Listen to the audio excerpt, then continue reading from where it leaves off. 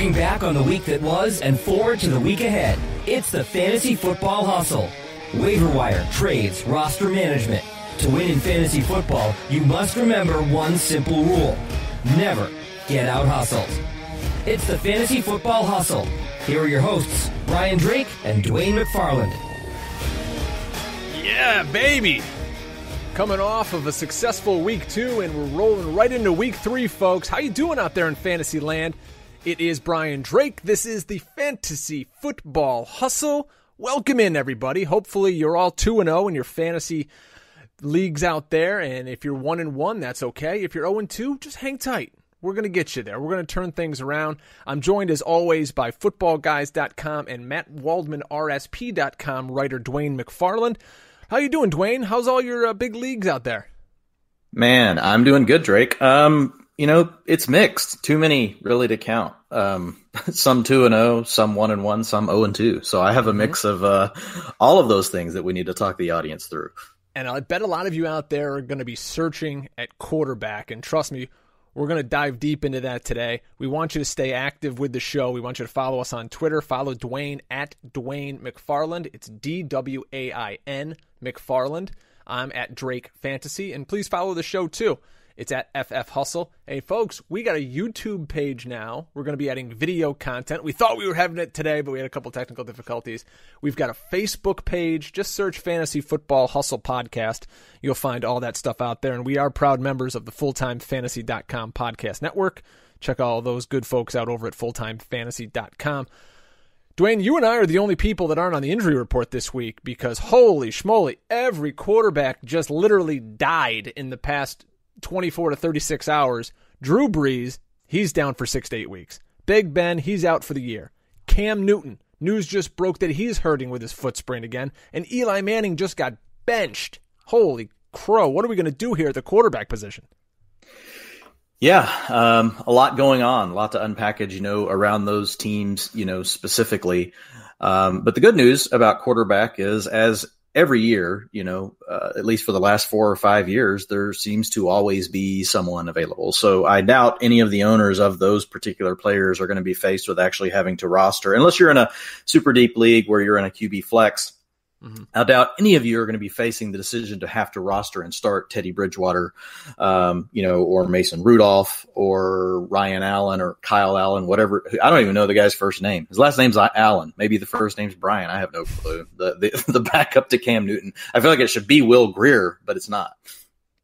So let's go, and we're going to break this down. Let's go team by team here, because there's a lot of receivers and running backs who are going to be impacted greatly because these quarterbacks are going down. Let's start down on the bayou in New Orleans, where Drew Brees is going to be out 6 to 8 weeks. He's got an elbow issue.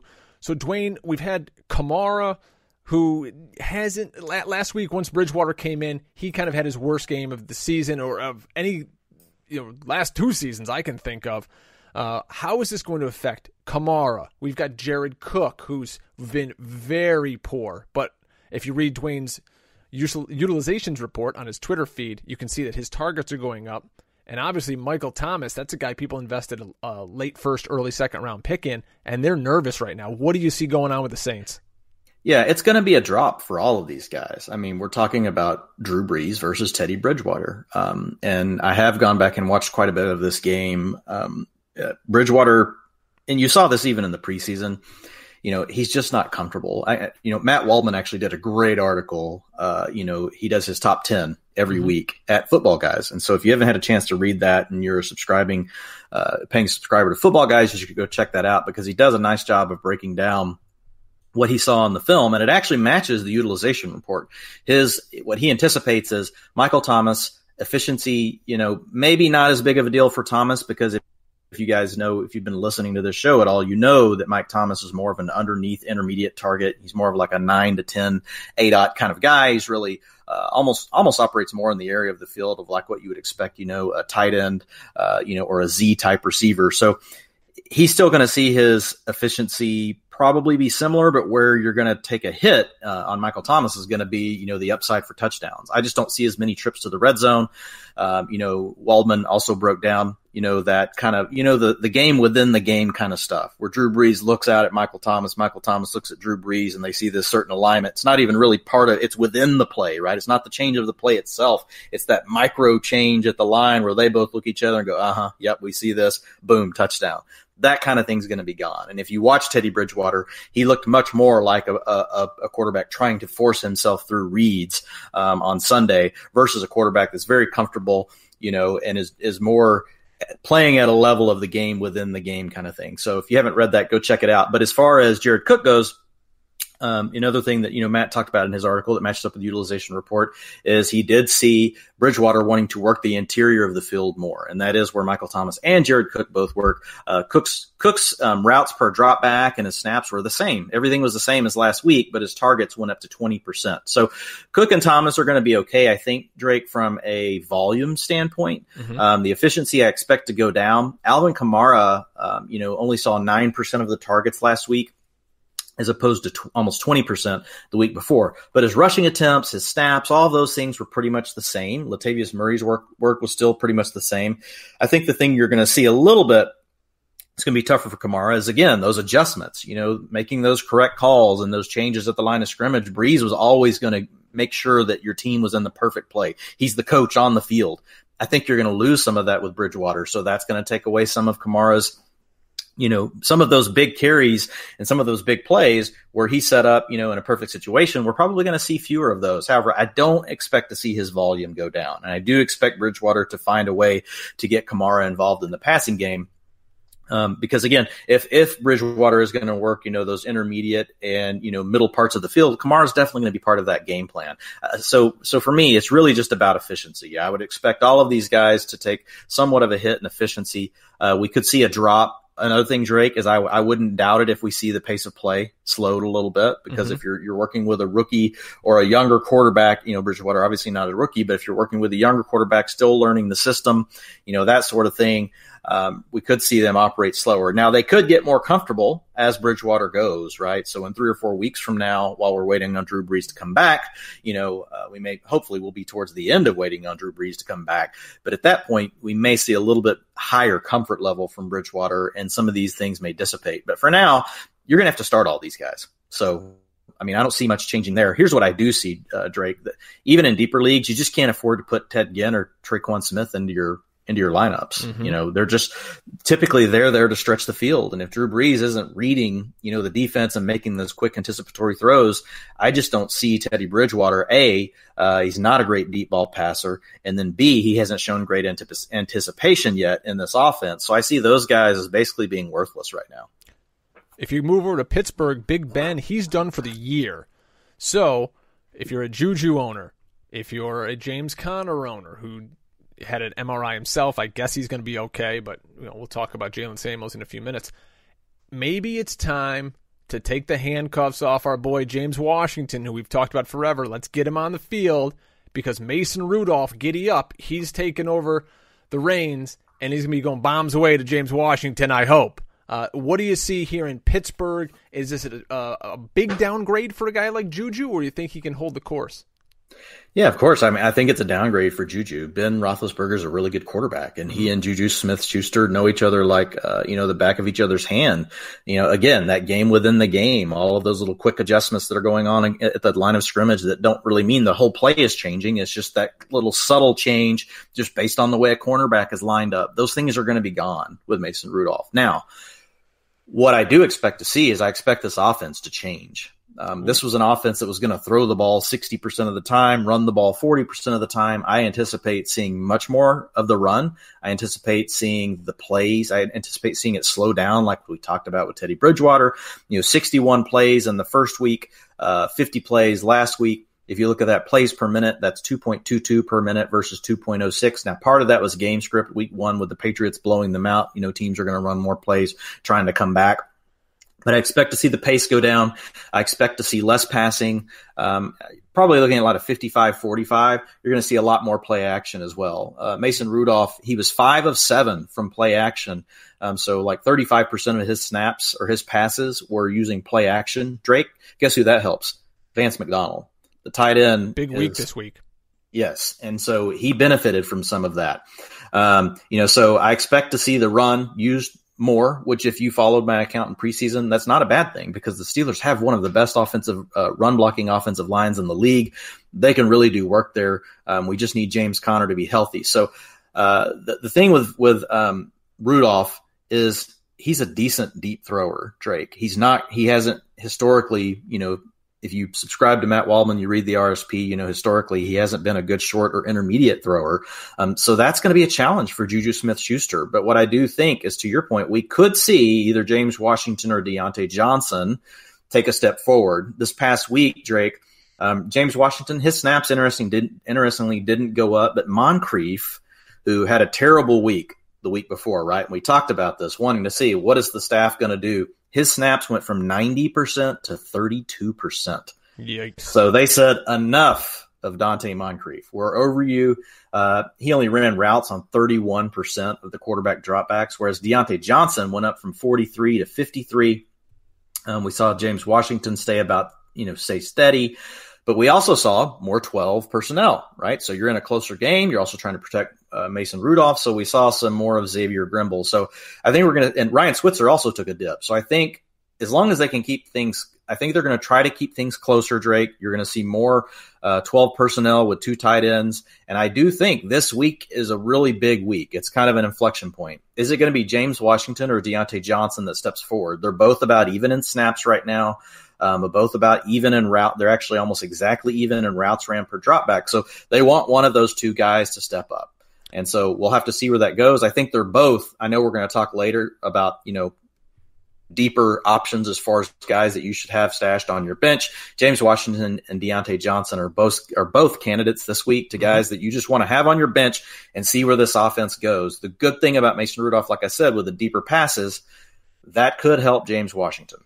The Giants are moving on from Eli Manning, I think in part because they don't want him to have a career sub-500 record because that'll look bad when he goes into the Hall of Fame and all of his post-football life. But that's another story. So it is Daniel Jones' time. He's coming in.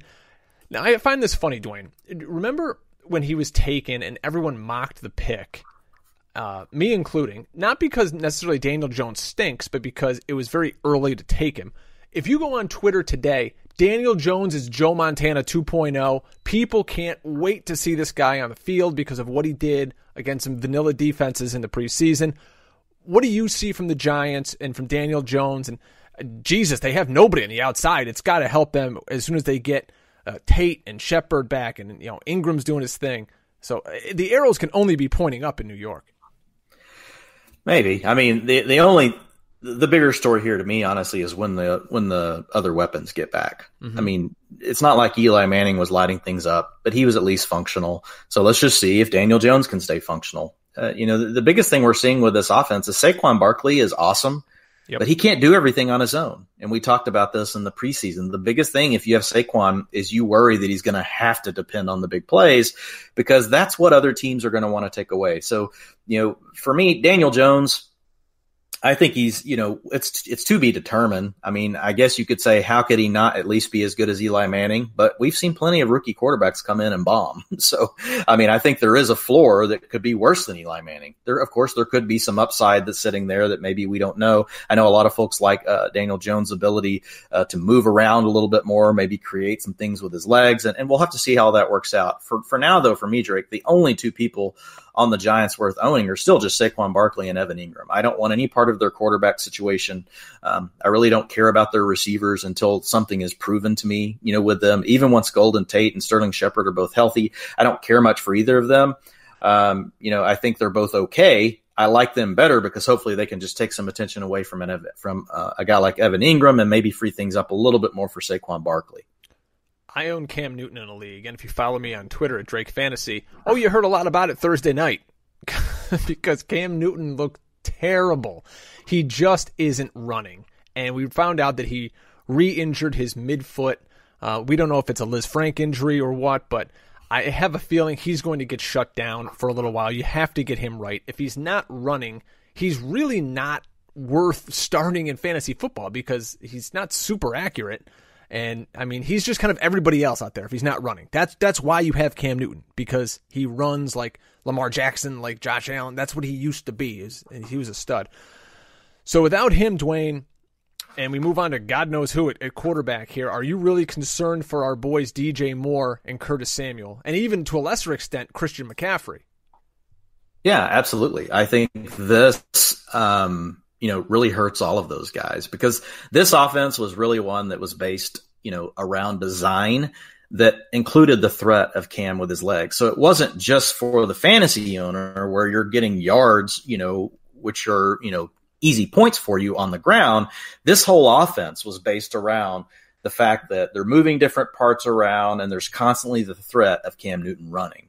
And with that gone, not only, does that hurt fantasy owners from a standpoint of yards on the ground with Cam's legs, it just hurts the design of the whole offense. So, I mean, now we're going to be staring at Kyle Allen. I figured out his first name, Drake. Still don't care. We're going to care, though. But right now, I mean, DJ Moore and Curtis Samuel, I don't know how you start either one of them. DJ Moore is probably going to be the more trusted, because if I'm coming into a situation where I've got a quarterback that's an unknown, I'm going to take the guy working the shorter routes. But I mean, Curtis Samuel, it's a shame, because the guy could have had 200 yards last week, Drake, on Thursday Night Football. I mean, that Cam Newton literally missed that many throws to the guy was basically uncoverable, and the Bucs defense has been, a good bit better than what we're used to, with their new defensive coordinator. So this team is a steer clear. Now, Christian McCaffrey is going to be similar to, a guy like Alvin Kamara. He's going to get his volume. So, I mean, you're going to have to play him, but you are worried. I mean, how many trips to the red zone are we really going to get? How many trips inside the 5 are we really going to get with this offense at this point? So we'll have to see. The guy I would hope to see would be Will Grier. I know he struggled in the preseason, but, if you listen to, or if you've listened to the podcast that I do over at the RSP, it's Fantasy Film and Data with Jay Moyer. We've talked a little bit about, the Panthers. We talked a little bit about Will Grier, and in the preseason, some of his struggles were he's a very anticipatory thrower. So if he's working with a bunch of guys that he doesn't know, that's going to cause problems. I would like to see Will Grier get to work with this starting group of receivers, if he can have some rapport with them, because I think there's some good things that he could do. And who knows, we may end up seeing him. But I think long-term for your season, it sucks right now, but we need to see Cam shut down, because it's obvious, like you said, that he's not right. So we'll have to see. I mean, you're going to have to look elsewhere. Some of you won't have the ability to, based on your rosters, but DJ Moore and Curtis Samuel are very scary right now. McCaffrey, you've just got to ride it while you can. Greg Olsen, man. Yeah. I mean, he's going to be borderline as well. It's just going to depend what's on your wire. We'll have to talk through some of that. So let's start at the quarterback position. If you're looking on the waiver wire this week, I think if Josh Allen's out there in your league, he's got to be the number one target. He's going to run. He's getting it done through the air. Don't watch the game. It's not pretty. Just get the fantasy points at the end of the day. I think he's going to be your top option. A couple other guys I like, Dwain, are Andy Dalton and Jimmy Garoppolo this week. Of those three guys, what do you see from their offenses, and which guy would you pluck off the wire? Yeah, I mean, I think all of those guys are viable. Josh Allen's a fantasy quarterback. What I will say is, he has improved from a standpoint of, his accuracy. Now, he's completed over 60% of his passes the first 2 games of the year. He only did that 2 times this entire rookie year, Drake. So give it to him. It's improvement. Yeah, so there's some improvement going on with Josh Allen. We knew his legs would be a factor, but concern around the boom bust. I do still believe a lot of boom bust is there because they're trying to hit big plays, and, his day kind of goes as the big play goes. Now he is working underneath a little bit more. He is hitting Cole Beasley. They're doing some things to help him move the chains, but there's still a lot, going on from the big play aspect of what's happening there. Jimmy Garoppolo, really, if you looked at week 1, Drake, what did we talk about? 2 touchdowns called back, passes that were to George Kittle. If you put those 2 back on the board and then you look at what Jimmy Garoppolo did last week, you're looking at a guy that you're happy to plug in as a starter at quarterback. And I would be happy to plug Jimmy Garoppolo in, again, this week. If I'm looking for the guy, I think that gives me the more, the consistency, I do still believe it's Garoppolo, over Allen, at this point. But I do believe that Allen's floor is not near what it used to be, Drake. And I do believe that he gives you more upside because if he hits a couple of those big plays, Garoppolo is going to work within the Shanahan scheme. It's going to be consistent, but you're not going to get a lot of, you're not going to have a shot at some of the huger passing days plus the rushing touchdowns, because that's the way that this offense works. But, 4 touchdowns already in the season, for Garoppolo is very positive. And then if you look at Andy Dalton, it's one of those deals where, the Bengals are struggling overall, but Zach Taylor has installed this Rams style of offense, and this is without A.J. Green yet. Yeah. The guys now a lot of it did come in trash time this last week, but the bottom line is, they're running 11 personnel. They're trying to spread the field out. The running game's not really working, so they're having to throw the ball. You've got Tyler Boyd. John Ross has stepped up, so you've got 2 viable targets. You've got some okay tight ends that can, sprinkle things in here or there. But I would put Dalton last, on this list. I like Andy Dalton. I know Dwayne's a little down on him. If you look at what he's done the past few weeks, 2 weeks ago, 35 of 51 for 418 yards and 2 touchdowns in a loss to the Seahawks. Last week, on Sunday, 26 of 42 for 311 and 2 touchdowns against the 49ers. Big fan of Andy Dalton. I think he can get it done. Like you said, there's no running game there. Joe Mixon is banged up. He is not himself. He's kind of a shell of what he is. If you invested a first or second round pick on him, you're kind of scratching your head at this point. Let's look to the waiver wire, Dwayne, and if Carlos Hyde is still out there, I think he needs to be added. Kind of a letdown for our boy Duke Johnson. When looking at the Houston Texans, are you surprised at how much they're using Carlos Hyde? Even though he's not super productive, he's out there and he's getting run. Yeah, I think it's just game script dependent. I think what we saw this last week, they pretty much led, most of this game, got close at the end with the Jaguars, and you saw 67% of the rushing attempts go to Carlos Hyde, 61% of the snaps. The week before, in a shootout versus New Orleans, where you're trying to run up and down the field, even though, the Texans had jumped out early, but they wanted to keep their foot on the gas. It was Duke Johnson, 64% of the snaps. And then you saw him have 40% of the rushing attempts and 43% to Hyde. So I think what we're going to have here is something that's very frustrating for fantasy owners. I do believe, to your point, Carlos Hyde needs to be rostered because things happen. Who knows? Duke Johnson gets hurt and all of a sudden Carlos Hyde bumps his carries up to 60, 70%. What's a potentially potent offense on a week-to-week basis with the Texans, then you're going to need to own him.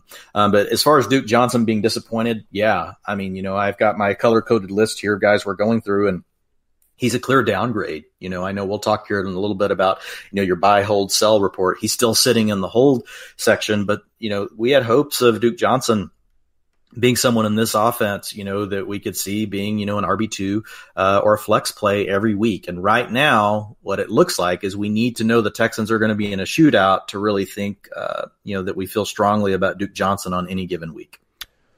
If you owned Matt Breida coming into this week 2, you were fired up. Trust me, because I have him in multiple leagues. I'm like, all right, here we go. Tevin Coleman's out. I got Matt Breida. This guy's going to put up monster numbers here. And he did. He rushed 12 times for $121. But he didn't rush anything inside the 5. We got Raheem Mostert out there. He's putting up huge numbers. Freaking Jeff Wilson Jr. scoring points. Mostert played 47% of the snaps for the 49ers, Dwayne, to Breida's 29. Shanahan, you're killing me here, buddy. Yeah, it is frustrating, but here's the thing. Breida's the best running back on this team, including over Tevin Coleman. When you watch the guy last year and this year, it's clear, but they want to keep him healthy. He's a guy that they're worried he can't necessarily handle the full load. And so they split it 3 ways here. Like you said, you've got 31% of the carries going to Mostert. Mostert got 1 of the rushes inside the 5. Then you got 29% of the rushes going to Breida. No carries from inside the 5. And then Jeff Wilson coming in and getting 2 rushes inside the 5, Drake. Those were the ones that killed me because I owned a ton of Breida in DFS this weekend, as a guy that was super cheap, especially over at FanDuel. And, you see him breaking these long runs, and then you look up, and I'm looking at, you do this, I'm sure, Drake, but I'm looking for the number on the back of the player. I'm like, who is that? Who's in there? Who's about to get the carry inside the 5? And it was Jeff Wilson. Jeff Wilson Jr. was getting those carries. So, 13 carries for Mostert, 12 carries for Breida, and 10 carries for Wilson. Now, I haven't gone back to look, Drake, to see how many of those carries for Wilson that weren't inside the 5 that came, in like the fourth quarter. But yeah, it does look like a 3-way split here. 16% of the targets also going to Raheem Mostert. Raheem Mostert running the most routes per dropback. So Mostert is actually the guy that looks like he has, more viability, right? I mean, he's getting looks in the receiving game. He's getting some looks inside the 5, and he's getting a similar workload to Breida. Now, it's Shanahan, dude. It could all change this next week. Here's what you have to know. Whichever runners are going to be on the field in this scheme, and we've talked about it a multitude of times over the past, 12 months. I think this is actually, Drake, our 1-year anniversary. I think our first show was last year on week 2. Oh, I think wow. you had reached out to me. I think it might have been week 3, but anyway, you got to pay attention to whoever's going to be out there for Shanahan and the team. Yeah, to your point, these guys, I've got them all as, holding steady right now because they're great with all the injuries going around. You're fine putting Breida or Mostert in, to get you through a week, or maybe even using them as a flex. But you just got to realize that the upside of any one of them is capped because the other one's going to come in. Mm-hmm. In that same game on Sunday, the 49ers are going to host the Pittsburgh Steelers, and James Conner injured his left knee in the ball game on Sunday. He's limited right now, listed as day-to-day, so we'll see if he's going to get in this week. I believe that would make Jalen Samuels the top waiver ad. When Jalen Samuels comes in, Dwayne, he came in and he handled every backfield touch once that Conner was out, and I think he was on 21 of 23 snaps. So he's a guy who's going to be very, very active. How much fab would you put in for a guy like Samuels, and what can you expect from him? Let's say Conner's out for a week or two.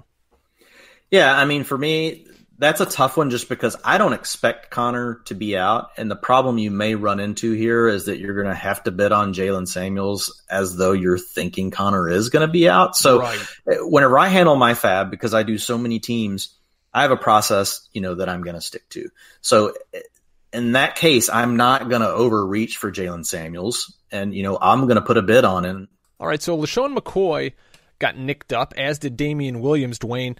Everyone's jumping on the Darwin Thompson bandwagon because they drafted him and he had all the preseason hype. I'm kind of a fan of Darrell Williams. Am I crazy to think that he's going to get some run if either McCoy or Damian sits out? Yeah, I think it's a good question, Drake. I don't think we know for sure which guy would be the lead back. In fact, it could be something where we see Darwin Thompson and Darrell Williams share. What I would say is I'm still going to put my chip on Darwin Thompson just because of what we saw from him in the preseason and what kind of, the explosion that the guy carries. So he's the guy that I still like with more upside. He's going to be someone that is probably available in quite a few leagues now. It depends because he was drafted quite a bit, so it depends on how many folks have given up on him. But Darrell Williams is going to be available in almost every single league in every format. He's not a guy that I recommend carrying unless you're in a deeper type league. And we've just got to see what's going to happen. You got Damian Williams has a contusion to the knee, and then LaShawn McCoy's got an ankle injury. But neither one have we heard anything saying that we don't think they're going to be able to play this week. We're just going to have to be able to watch the practice reports. So the other two guys aren't guys that I would go spend a lot of money, on right now. If there was a guy that I was willing to spend a little more on if he's there, just because I'm willing to hold him, longer for the long term if I can, it's Darwin Thompson. Let's switch over to wide receiver quickly. And Terry McLaurin is a guy who we talked about last week as someone you should pick up, but I bet in a lot of medium to smaller leagues, he's still available. And he did it again, 5 for 62 and a touchdown. He's obviously the number one receiver for the Washington Redskins, getting 9 targets this week. Are you confident that this kid can keep it up? It's a rocky situation with a pretty bad offense, but the kid's showing out. The rookie from Ohio State looks pretty good. Yeah, for now, I think you just have to go with it. I don't know that this will last all season because I don't trust the Redskins offense all season. At some point, we're going to have to see Dwayne Haskins. At some point, we're going to see Terry McLaurin get more coverage. So when those things happen, or the combination of those things happen, I think we're going to have some problems. But for now, McLaurin is a guy that, I don't see how you don't start him. If you're in any kind of situation where you're hurting at receiver, right now, I mean, you can easily make the argument, Drake, that you'd rather start him over Curtis Samuel, depending on what, the Carolina Panthers have to do, at quarterback. So, I mean, I think there's some situations where McLaurin is going to be viable, and he can play a wide receiver 3 for you on your fantasy team. The good news is he's out there almost all the time, Drake. So 92 and 90% of the snaps in the first 2 weeks. So that's very positive. 89% and 92% of the time the team was dropping back to throw the ball in the first 2 weeks. He was in a route. And 16% and 24% target share. Andy Reid did it to us again, Dwayne. The red-headed SOB. Everybody went out and got Mecole Hardman. Look who comes strolling down the street. It's a guy we've talked about here on The Hustle in Demarcus Robinson. And, whoo, boy, he lit it up, my man. I mean, 6 for 172 and 2? Those are some Tyreek Hill numbers out there. So I'm sure everyone's going to be rushing to the waiver wire to get him, and then he'll put up 38 yards next week. Yeah, so if I start Demarcus Robinson this weekend on FanDuel instead of Mecole Hardman, let's just say, Drake, I'm a rich man, but a lot of people are going to say it. A lot of people are going to say that. I mean, literally though, it's one of those deals where you look at it, because I think Robinson was owned less than under 1%, but it literally was one of those deals where you look at your roster, and I had, in the Millionaire Maker, I had one way up high, and it was like 15 points or something off of being, in second place. And it's like the delta between those two guys. Of course, a ton of people used Hardman and didn't use Robinson. I didn't have a ton of exposure really to, a lot of the Chiefs, just because I figured they would be more owned than they were. But anyway, the thing that surprised me with Demarcus Robinson, Drake, is, not that he got targets. I had him projected for 6 targets this week and thought he would have 5 catches. So I was pretty close. He was 6 for 6. What I didn't see, Drake, was an ADOT of 25 freaking yards. I mean, that's not Demarcus Robinson's game, but the way the Raiders came out and played the Chiefs, they basically said, okay, no, Tyreek Hill, we're going to press you guys. And Robinson and Hardman both worked deep. I mean, Hardman, he had another touchdown, that ended up getting called back. So it was Robinson's show as far as snaps go, 91% versus 73% for Hardman, 91% of the routes per dropback versus 80% for Hardman, and the air yards, 31% versus 13%. What people have to understand about Mecole Hardman right now, we talked about this last week on the RSP podcast, is that he's limited in his application on the field. He's either a gadget, screen, jet sweep kind of player, or he's a deep bomb. Now, in this offense, that can still be a viable asset, but it's going to be a bit rocky. Demarcus Robinson, I don't see another week like this, for him, Drake. I mean, you should never say never in a Patrick Mahomes offense, but right. I would not go out and overspend on Demarcus Robinson, knowing that we're going to eventually get Tyreek Hill back. Again, I feel like this is kind of the pattern, right? I like some of these guys, but I haven't seen anything yet that makes me just want to go all in bonkers, with all of my free agency money.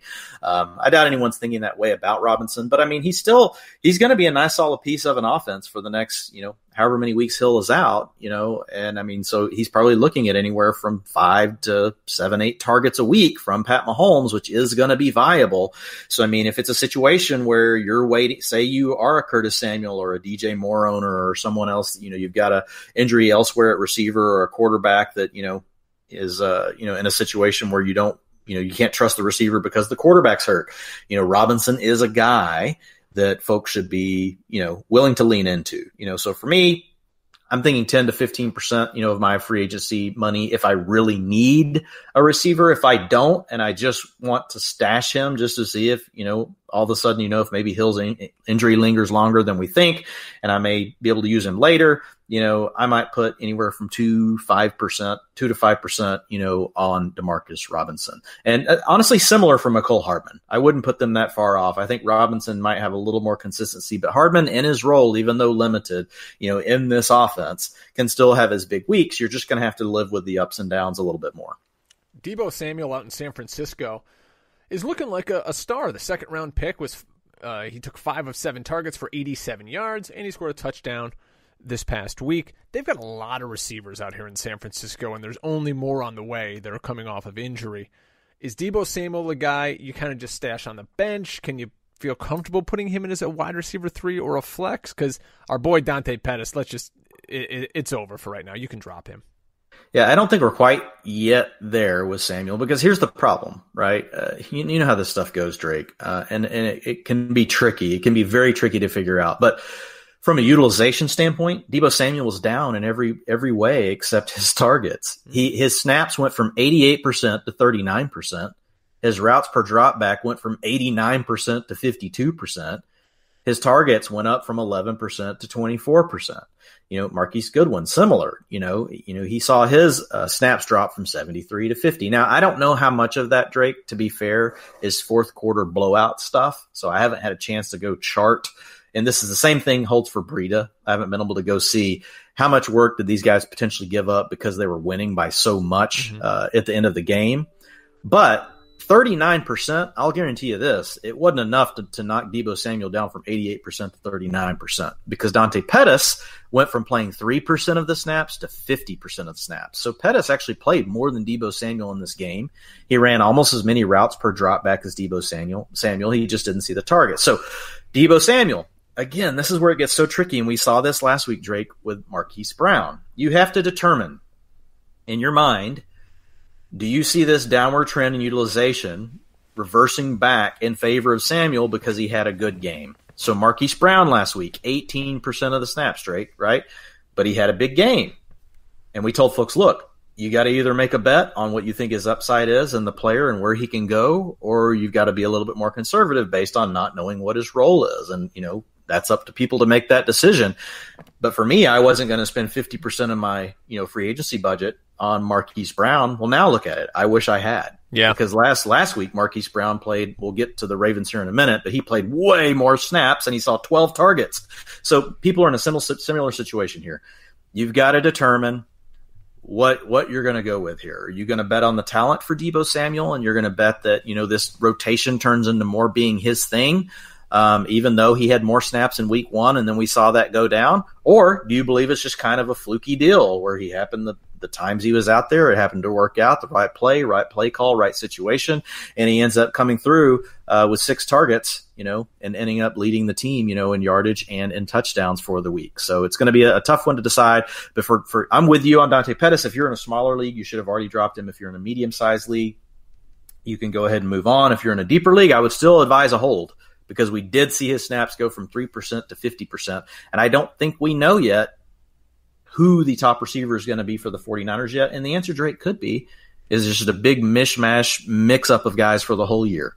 Or we could see one of these guys step forward. Here's what I would say. If I had to put money on, someone stepping forward, I think right now you do have to lean to Deebo, just because he played more snaps week 1 than this last week he produced. Now the question is, well, how much do you put on him in free agency? How much is he really worth to you?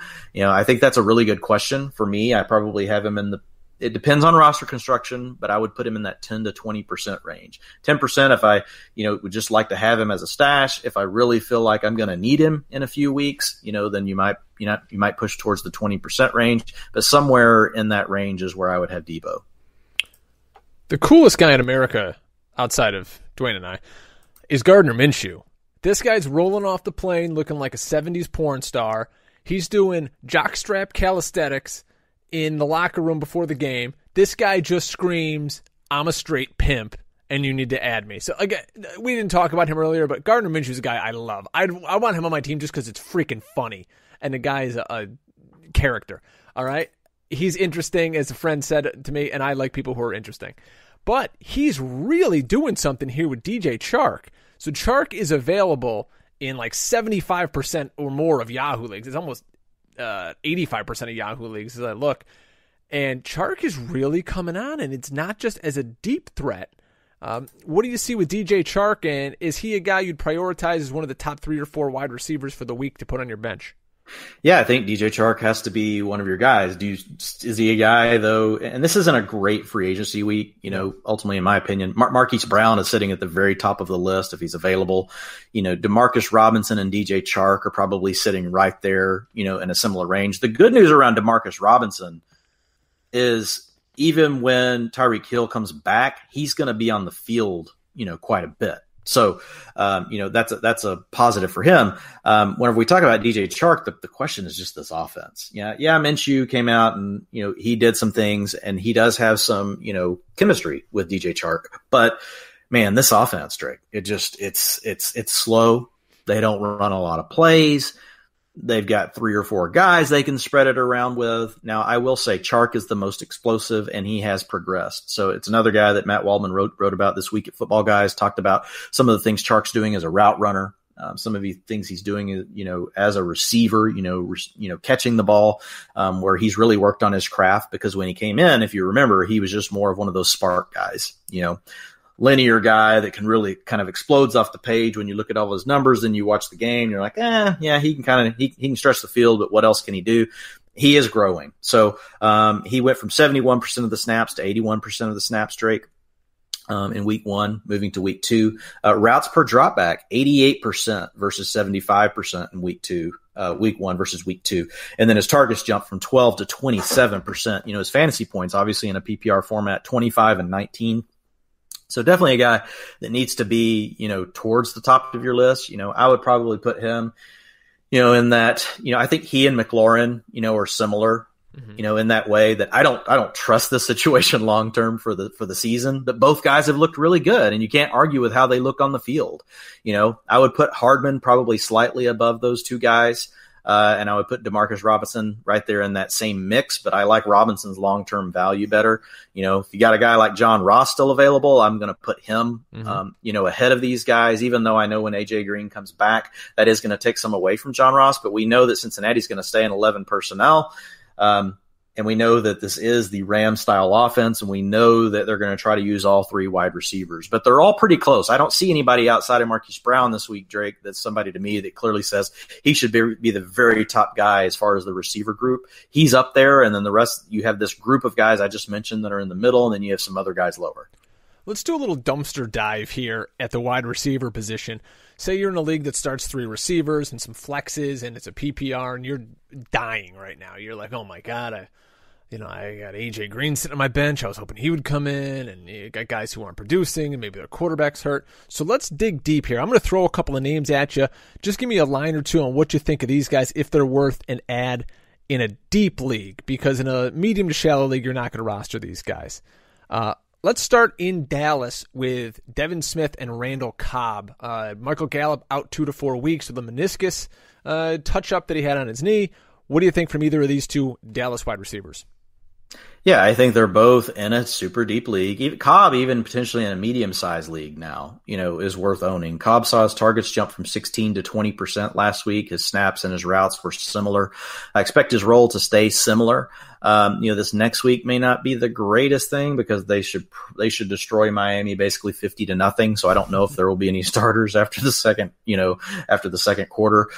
Devon Smith though did look really good, and he's the guy, Drake, that whenever Gallup went down late in the game, he had some love early in the game, made a huge play in the first half of the game with the big touchdown pass, deep to get things going. If people have forgotten who Devon Smith is, he's an old Ezekiel Elliott college teammate from Ohio State, an absolute speed burner that just couldn't stay healthy. I believe 2nd round pick a couple of years ago. 2015 2nd round pick, yeah. So in 2015, a 2nd round pick with the Jets.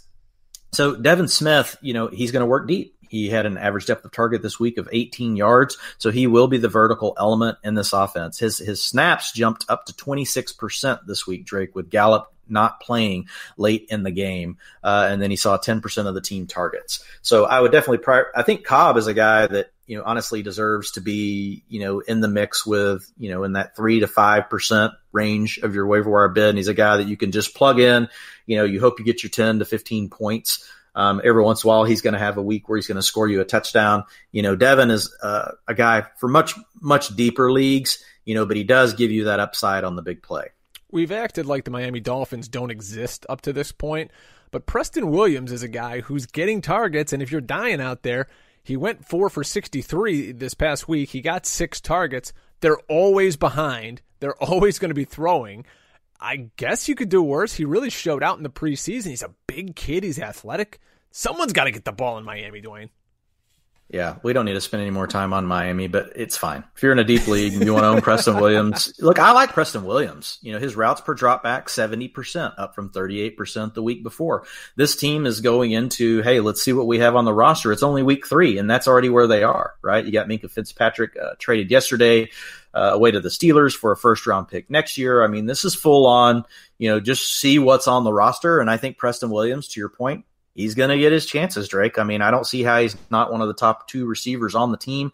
We'll have to see what happens, week 3, as far as it doesn't really matter who the starting quarterback is, whether it's, Fitzpatrick, whether it's Rosen, whatever's going to happen there. It's like you said, you're just going to be depending on junk points. Yeah. So if you're in a medium or you're in a small size league, you don't want to be dealing with Preston Williams. There's no hope for this offense. But if you're in a deep league, the deepest of deep leagues, you're in a 14-teamer that uses flex and deep benches, all that kind of stuff, then fine. Preston Williams is on your radar. Last guy I want to talk about in our dumpster dive segment for wide receiver, Damir Byrd, who got 7 targets in this Arizona offense. We know the Cliff Kingsbury air raid is going to spread it out. Kirk and Fitzgerald are blowing up right now. Larry Fitzgerald's a top 12 wide receiver. It's like it's 2004 all over again. Damir Byrd, though, interesting guy. He caught 6 balls for 45 yards, didn't score anything, but anything on Damir Byrd worth a speculative ad? Yeah, again, in a deep league, Damir Byrd's fine to own. I mean, if you look at him, he's not leaving the field. He plays the same amount of snaps as Christian Kirk and Larry Fitzgerald. He's one of their favorite 3 receivers. I don't see it changing, even with Keyshawn Johnson and Michael Crabtree, and that's because Damir Byrd is the guy that can take the top off of the defense. So they want someone out there that can stretch things out vertically. Hasn't got to do a ton, as far as, the work yet, but still 7 targets each of the first 2 weeks, Drake. So that's 13 and 18% of the targets. You could do worse than that. And eventually one of these weeks, Kyler Murray's going to have a big week. And when he does, you got to think Damir Byrd's got a good shot at being on the other end, of one of those big plays. So his average, the thing is with him that's funny is they really haven't used him deep that often yet, Drake. So it's almost like, they've just been using him a little here or there, but this guy has big speed. He has long speed. He has the capability to truly threaten a defense over the top. And I have a feeling that we're going to have some games coming where, we're going to actually see some touchdowns and some yardage to go along with what we're seeing here from Damir Byrd. So I do absolutely believe in a deep league, Damir Byrd is a guy that should be rostered. You're listening to the Fantasy Football Hustle podcast. I am Brian Drake. And the man giving you all the answers is Dwain McFarland. He works for footballguys.com and the MattWaldmanRSP.com sites. I'm over at fightingchancefantasy.com. Follow me on Twitter at DrakeFantasy. And you better be following Dwain on Twitter because you want to get his utilization reports. And he is at Dwain McFarland. Spell it DWAIN. And let's go over to tight end right now, Dwain, where it's back to being a dumpster fire. Let's play a little game that we started doing last year called Buy, Sell, or Hold. Very original, right? So I'm going to give you 3 guys. You got to buy one, you got to sell one, and you got to hold one. And then I've got a special extra tight end after this. So the 3 guys are going to be Jared Cook, Kyle Rudolph, and Greg Olsen. Buy, sell, hold. And I have to put one to each. You got one of those guys you got to buy, one you got to sell, one you got to hold on to. I don't like this game. It's stupid. Kyle Rudolph, Greg Olsen, and then who's my last guy? There's a lot Jared of guys Cook out there. I own in a league Jared Cook. Thank God I got Darren Waller. There are people out there in that big Kings Classic league. I drafted Kyle Rudolph. We were high on him in the preseason. I'm sure some of our listeners have Kyle Rudolph on a roster and Greg Olsen. All right, let's take Greg Olsen out. I'm going to put a different guy in. I would rather just rank them. I would rank it Jordan Cook, Greg Olsen, Kyle Rudolph. It's hard to say buy, sell, hold, and the only reason why is because I just don't know what a person's roster construction is, right? Okay, that's fair. But for me, really, all 3 of these guys are in the hold section. If I had to define them to be in one, I'm not buying any of these. I'm not necessarily selling any of these. I need another data point on all of these. So Rudolph is the guy that you can release and sneak him onto your wire and easily probably pick him back up. Nobody's going to go grab him if you drop him. If you drop Jared Cook or Greg Olsen, you do run the risk of another owner going and picking them up depending on how deep your league is. Here's the good news for Cook and Olsen. Last week, the targets were there for both of them. the thing for Rudolph, the good news is he's playing 100% of the snaps. And guess what? Kirk Cousins is sucking. He's sucking because he's not throwing the ball inside near as much. Well, who runs routes inside? Kyle Rudolph. Who's running the ball great right now? Dalvin Cook. What kind of system are we running? Kyle Kubiak's offense. Gary Kubiak's offense, right? So it's a Kyle Shanahan style of offense. So it's designed to help create mismatches on the field for the tight end. And I do believe that we're still going to see the days where Kyle Rudolph is going to actually be viable in the offense. Here's the problem with the Vikings right now is that if you want to sell Rudolph, I'm fine with it. And the reason why is because Kirk Cousins is playing terrible. Mm-hmm. He's not playing well in this scheme yet. He hasn't gotten his legs under him. I don't know how far we are away from him figuring that out. But right now, that's the big problem, is that, Cousins is not able to sustain the offense, and it's hurting everyone. This is hurting, Thielen. It's hurting, Diggs. It's hurting everyone involved. Let's expand upon that, because Thielen and Diggs are guys people drafted in the top 3 rounds. And Diggs caught a touchdown this week, so that kind of saved you. I think it's one catch, but yikes. I mean, it's scary out there.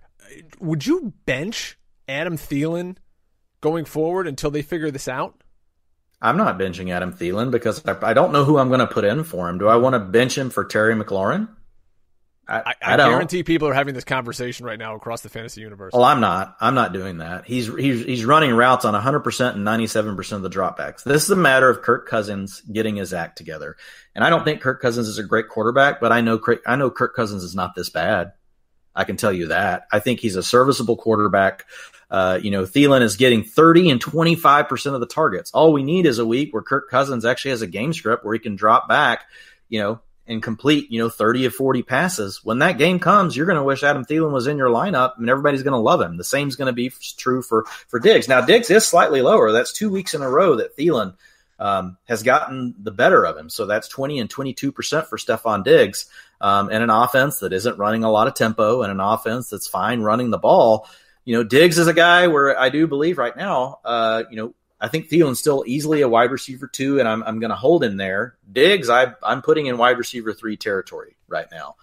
So we need to see a little bit more from Diggs, but at the same time, a lot of what's going on with him is tied to Kirk Cousins as well. Could be a buying opportunity in a fantasy league. You find an yes, I would buy both. I would buy both of those. And here's why: we have a long enough track record on Kirk Cousins that we know things should stabilize. Is he going to go win a Super Bowl in the NFL? I don't know. Maybe not. That's the big knock on him, right? Is that he chokes in big games. But as far as fantasy historically, as far as that goes, he's been able to support guys. What my gut tells me is he's still figuring out this passing offense. This is a new scheme to him. He's actually a good play action passer. So that's a positive. This team's going to use a lot of play action. Dalvin Cook, the running game, is going bananas. We told folks that Dalvin Cook was going to be huge in this scheme, and look what's happening. That's only going to make things easier on Kirk Cousins. So we got to see how that's going to play out. But I do believe that we've seen enough from Kirk Cousins over his history to know that he's going to make these other 2 guys viable. Now, the downside is we're not going to see quite as much passing, and there's going to be game scripts where we've seen what they do when they jump out on people and get a lead, right? They just want to keep running the ball. They don't want to throw the ball in anymore. And now we kind of know maybe part of that is because they know Kirk Cousins isn't ready. But my gut says, Drake, by week 4, 5, 6, Cousins should be looking a little better, and people are going to feel better about this, and you got to be patient. There's a problem right now in a lot of people's lineups at tight end, and his name's O.J. Howard. And Bruce Arians called out O.J., saying he could, quote, play a heck of a lot better than he's playing, end quote. 4 catches for 32 yards on the season for O.J. Howard. Some people invested like a 3rd, 4th, 5th round pick in this guy. What are you seeing from his usage and the film? And should people be really worried about this Tampa Bay offense? Yeah, the biggest problem here is not O.J. Howard, it's Bruce Arians. In your face!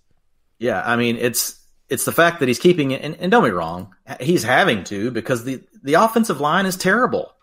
And so O.J. Howard is staying in the block. He's seeing 80 and 92% of his snaps. He's never seen snaps that high in his life. But he's at 55 and 66% routes per dropback. Oof. Why? Because he's having to stay in and block. Hey, all of you Cameron Brate lovers, the thing is because he's stealing from O.J. Howard. He's not. He's playing 43 and 27% of the snaps, running routes on 48% and 31% of the snaps. So, Howard's still clearly the tight end, to own. The problem is, again, we're on small sample sizes here. Week 1, O.J. Howard was having to stay in to block a ton, only ran routes on 55%.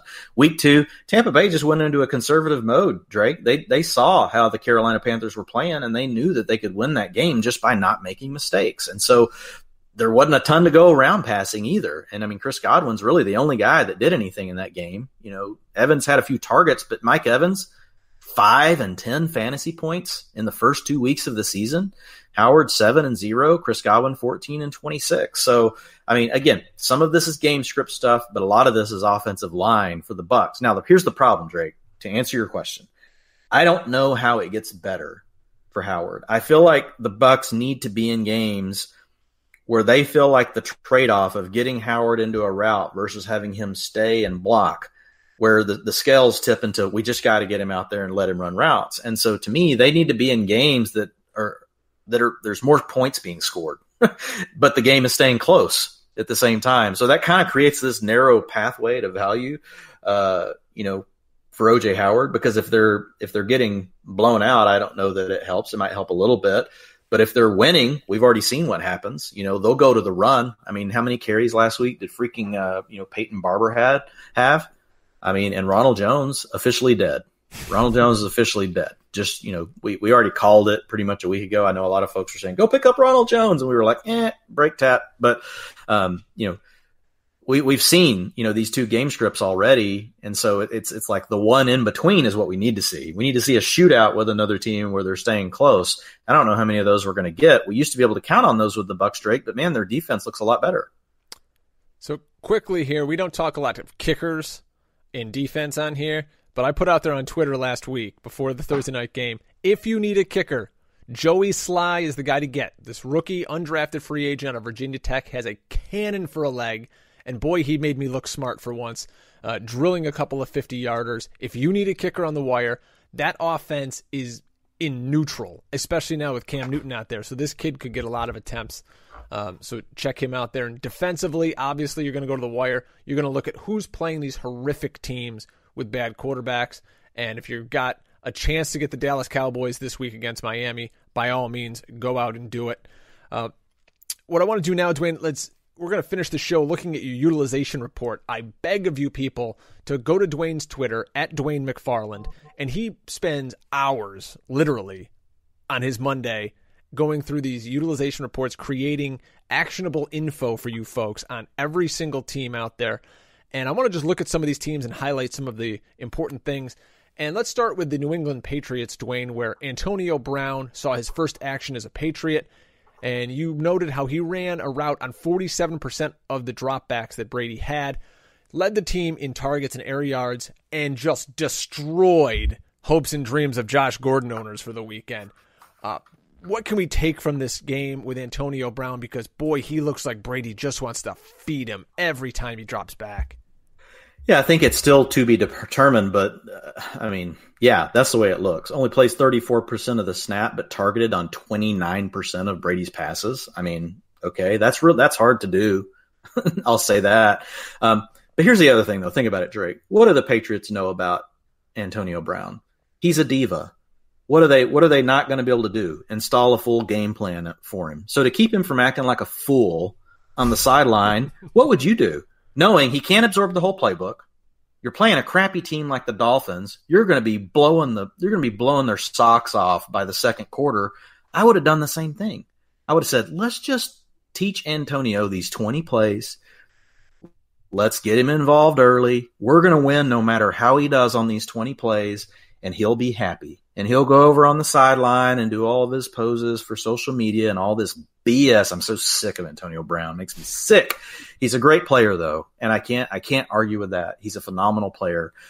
So I think that's what they did. They treated him with kid gloves. The Patriots are smarter than Antonio Brown, and they know how to deal with him. They're smarter, obviously, than the Raiders, who it's clear to us now, Drake, what did Antonio Brown want? He just didn't want to play for the Raiders. Mm-hmm. And he was being a little baby, throwing a temper tantrum, and that's what he was doing the whole time with all this crap that we were going through. And so the bigger question, though, is for folks that own Josh Gordon and Julian Edelman. It's a problem.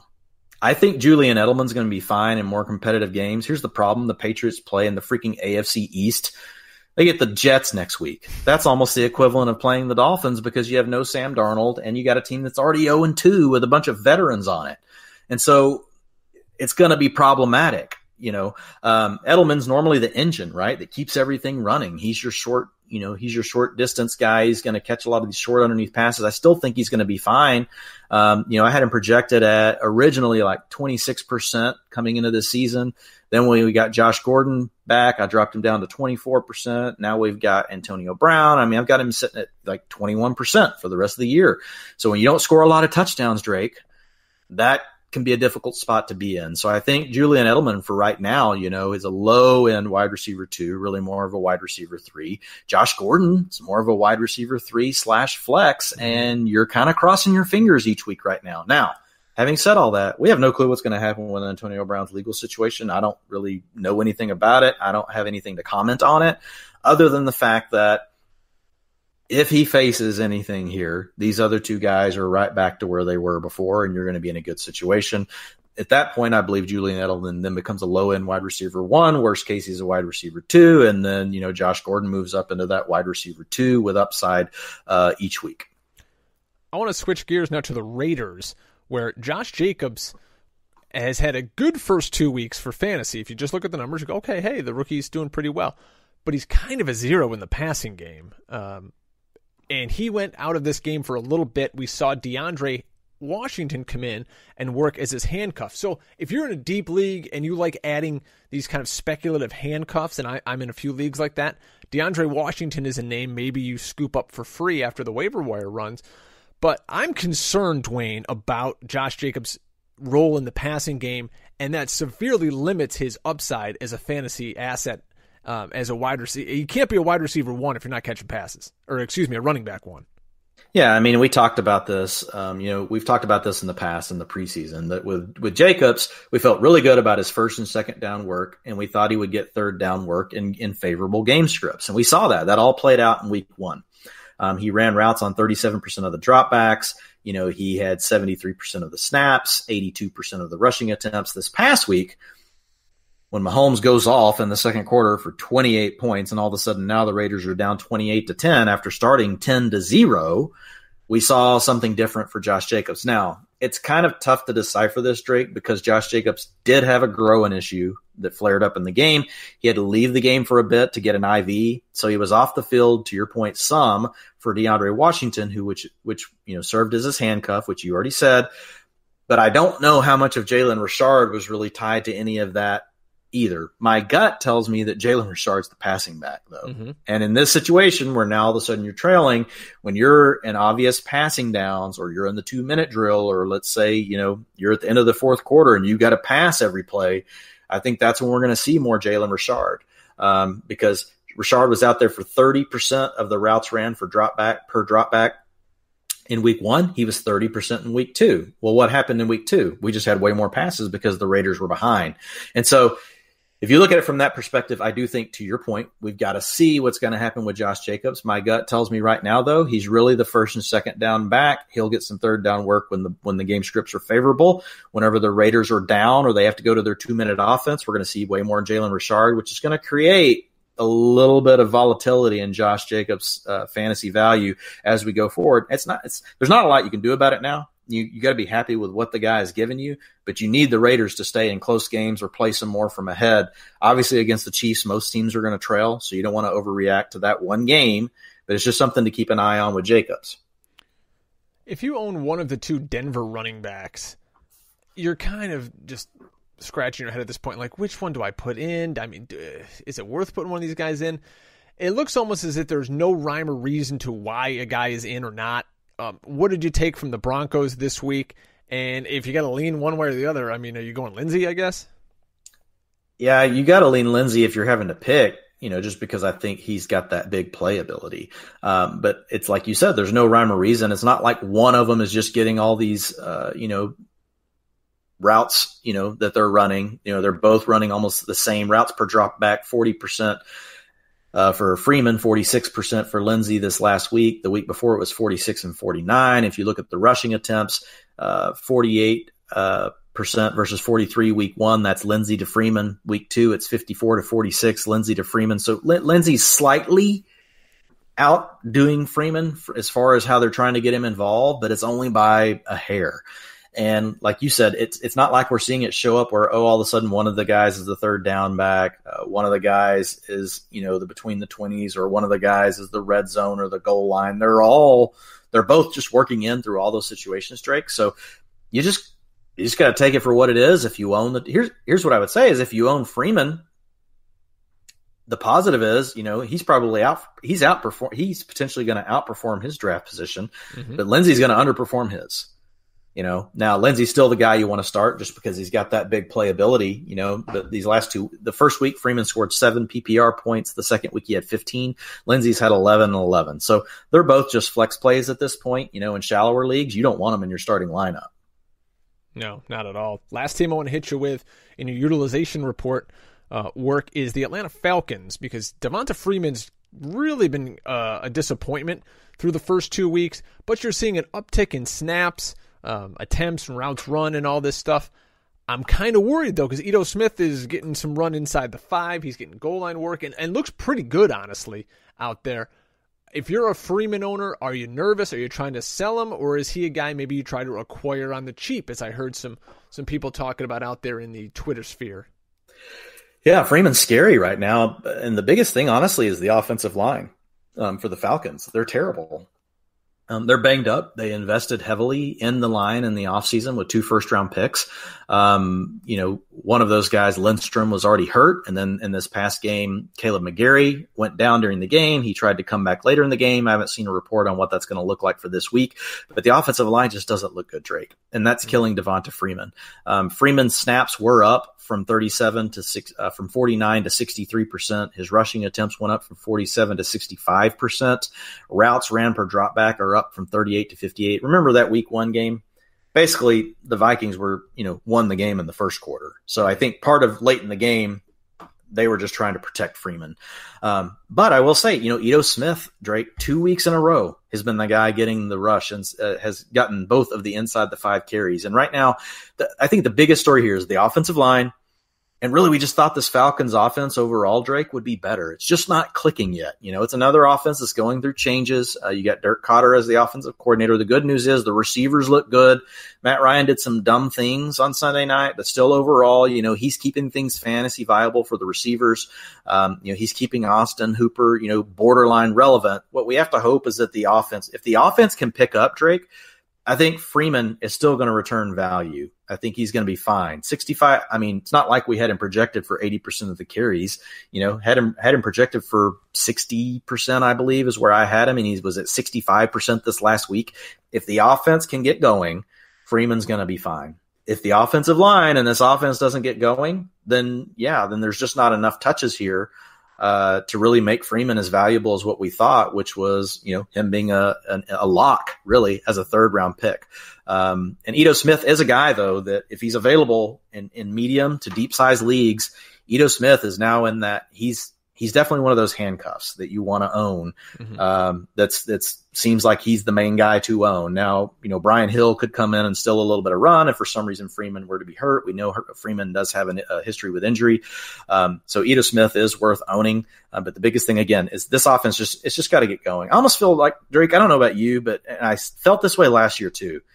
But I feel like the preseason is just now about to end this week. I feel like what we've really seen is two extra weeks of the preseason. Yeah. Football's just not been pretty. I expect to see things change over the next 3, 4, and 5 weeks, defensively and offensively. And I expect to see teams get crisper, and I expect us to start getting a more true picture of what these teams are. I think with some teams we do know right now, like they've come out hot and they look good, and I think they're going to try to keep that going. But we have a ton of teams that are just kind of just in that middle, right? Like the Packers haven't figured things out. The Vikings haven't figured things out. The Falcons haven't figured things out. The Cardinals are doing great between the 20s, but can they do more? The Bears look terrible on offense. The Bengals can't play defense. The Browns, the explosive Browns. I mean, Baker Mayfield looks like trash right now. He looks terrible. He looked like a high school quarterback last night. He couldn't read the field to save his life. I mean, so there's just and think about it. Remember, This is the most off-season movement that we've seen as far as coordinators and head coaches in a long time. So you have a lot of new offenses being installed. You have a lot of players not playing in the preseason. That's why you haven't seen me, Drake, go all in on a lot of these players as far as free agency bids. I don't know that we've seen the true picture yet. We don't want to be conservative and keep people from going and making the aggressive moves they need to make. There are some that are definitely worth making. But overall, I still feel like, Detroit, think about that. We don't know for sure what's going to go on there. I hate what I'm seeing with Kerryon Johnson, but again, this is Darrell Bevel's new offense. You've got the Texans. We've seen one good game and one kind of crappy game, but two totally different games, right? You played against a great defense last week. The Colts under Jacoby Brissett. Do you like what you're seeing there? Can't even get to 200 yards passing. I will say right now, if you own T.Y. Hilton, go sell him high right now. Get everything you can get. Don't just go give him away, but if you can get something big for T.Y. Hilton, do it, because 33% of the targets week 1, 21% of the targets week 2. If he hadn't caught that touchdown, you would really be hating T.Y. Hilton right now, and you can probably get quite a bit coming off those 2 weeks for T.Y. Hilton, right now. But I mean, just a lot going on, Drake, with these offenses, a lot going on still with defenses. So I think next week gives us our third data point, and we should start to see teams coming out of what I would call really, this extended preseason that we've played. And hopefully we'll have some more actionable advice then. If you're 0-2 or you've got some roster spots to burn here, let me just, before we get out of here, throw some priority bench stashes at you. And this is something I always love to do in leagues, and that is to make sure that I've got high upside handcuffs if they're available on the waiver wire. You don't need to be carrying, a second or third tight end and second defense, none of that nonsense. If these guys are on your waiver wire, folks, I want you to add them. Chase Edmonds, make sure you got him. Alexander Madison should not be sitting on anybody's waiver must wire. own. Yes, yep. Must own. Of course, Tony Pollard. If Zeke goes down, hello, Tony Pollard. Ito Smith, we just mentioned. Who else did I want to mention in that? Jalen Samuels, you already said earlier. Is the priority. Yeah, this week, obviously, with the Connor. Rashad Penny could have been released. I still don't like him as a runner. Chris Carson fumbled twice this last week. I still think Carson's clearly the guy to own, but you could have had a nervous Penny owner dump him. Basically, we just said last week, look, he's just a guy you got to hold and hope things get better. So you really couldn't have hoped for better news than what you saw, this past week. So that would be another one. So make sure you're getting guys like that. And, Gus Edwards. Also, Justice Hill's a guy. Justice Hill's the other one. Yep. I love Gus Edwards out there. And then just keep fighting, folks. Don't give up. Don't make panic moves. Feel free to hit us up on Twitter. I know a lot of you have sent me DMs and things on the site at Drake Fantasy, and I appreciate that, and I get back to each and every one of you. And we're going to make sure you keep fighting and keep winning out there, because we never stop hustling. And hey, Drake. Sorry, couple yes, quick things. Sorry. Please. I was going to plug your big appearance coming up, too. Okay. So couple guys I know we're going to get a lot of questions about. So folks concerned about Marquise Valdes-Scantling, It's fine. 87% of the snaps, 95% of the routes, 14% of the targets. He had 5 targets each of the first 2 weeks. The main thing you wanted to see from Valdes-Scantling, we just wanted to go ahead and make for sure, even though we called it, we said this is what was going to happen. He is the number 2, period. This is just an offense that has to get going. Remember, new offense for Aaron Rodgers. Okay, he's never had to run this offense. Will Fuller staying on the field almost all of the time. It's coming, folks. His big day is coming. 131 air yards this past week. His targets have gone from 10% to 24%. Be patient with Will Fuller. Do not dump Will Fuller for some name that you're not going to care about in 3 weeks. In fact, those guys are both buy low, in my opinion. So just wanted to make sure I threw out those 2 guys. There you go. I appreciate that. Folks, if you enjoy hearing Dwain's work and you want to hear him talk to somebody much, much smarter and more in touch than I am, he is going to be on the couch with Sigmund Bloom. They're going to record it today. It'll be available throughout the rest of the week. Please go out of your way and check that show out. Sigmund has come on the show and help us out. He runs Football Guys, and he is just a really great guy in the fantasy community. I can't wait to listen to what you two are going to talk about. Make sure you also go and check out the show that Dwain's doing with Jay Moyer, the fantasy film. Is it Fantasy Film and Data? What's the name of that? Yeah, so it's through the RSP with Matt Waldman. So mattwaldmanrsp.com is where you guys can go to find that. And yeah, it's called the Fantasy Data and Film is what the name of the pod is. So RSP Fantasy Data and Film. Love it. And then if you're into DFS, I'm doing a show called Eat the Chalk. Just put that into your little search there on iTunes or whatever and put in the Eat the Chalk podcast and you'll find it. And we're talking DFS. And we've had a couple of good winners sending me screenshots here, so we appreciate it. Folks, thanks for hanging with us. We promise big things are coming, especially with some video. We were toying with it today, but we just couldn't quite roll it out. You get to see our pretty faces telling you which scrub wide receiver to add. So for Dwain McFarland, I am Brian Drake. This is the Fantasy Football Hustle. Good luck in week 3. Hopefully you win some cash out there. And follow the show at FF Hustle on Twitter. We'll see you.